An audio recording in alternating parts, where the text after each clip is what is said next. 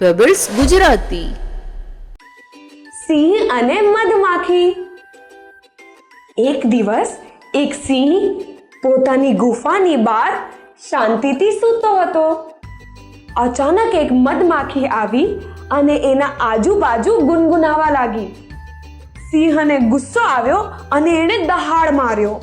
મધમાખીએ હસતા હસતા કહ્યું, હું તારાથી ડરતી નથી. તું હશે આ જંગલનો રાજા, પણ હું તારા કરતા વધારે શક્તિશાળી છું. જો તને મારી શક્તિ પર વિશ્વાસ ના હોય તો ચાલ લડી લઈએ અને જોઈએ કોણ જીતે છે. સિંહ લડવા માટે તૈયાર થઈ ગયો. એકાએક જ મધુમક્ખીએ સિંહના નાક પર ડંક માર્યો.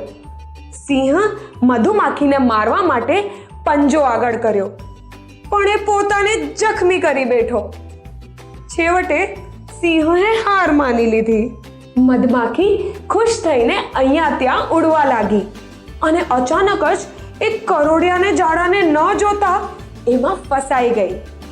ત્યાં એક કરોડિયો આવ્યો અને મધમાખી પર હુમલો બોલ્યો. એણે મધમાખીને માર્યો અને છેવટે એને ખાઈ ગયો. આ વિચારવા વાળી વાત છે કે એક મધમાખી જેને સિંહને હરાવ્યો એ પોતે જ એક કરોડિયાથી હારી ગઈ જે એનાથી નાનું હતું.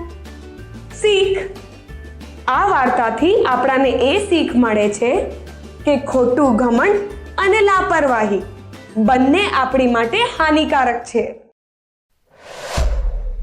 પેબલ્સ ગુજરાતી.